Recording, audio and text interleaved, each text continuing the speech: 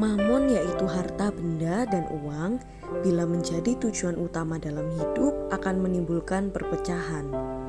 Uang dan harta benda bila menjadi tujuan utama dalam hidup bisa memisahkan pasangan, keluarga, dan sesama manusia, bahkan sampai berdarah-darah. Tuhan yang mengutamakan kasih bila menjadi tujuan hidup akan menyatukan pasangan, keluarga, dan sesama manusia. Kolose 3 ayat 14 berkata, "Dan di atas semuanya itu kenakanlah kasih sebagai pengikat yang mempersatukan dan menyempurnakan."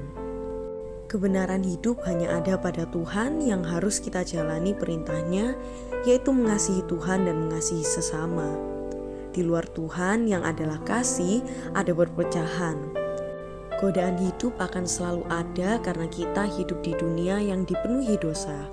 Iblis selalu berusaha untuk merusak kasih yang ada pada hati manusia. Kasih adalah Allah, dan barang siapa tidak memiliki kasih, hidupnya di bawah kuasa si jahat.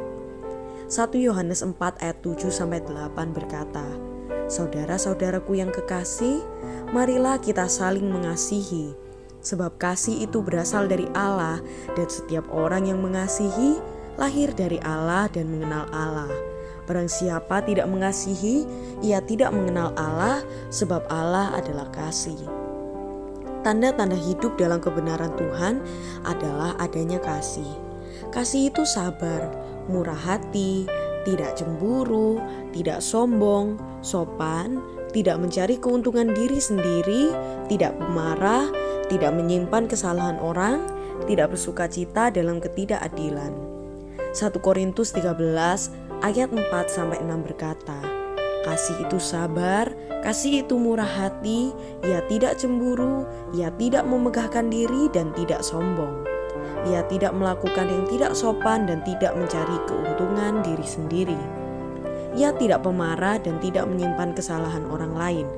Ia tidak bersukacita karena ketidakadilan, tetapi ia bersukacita karena kebenaran." Kasih adalah terang Tuhan. Bila tidak ada terang, kegelapan yang menduduki tempat di hati kita.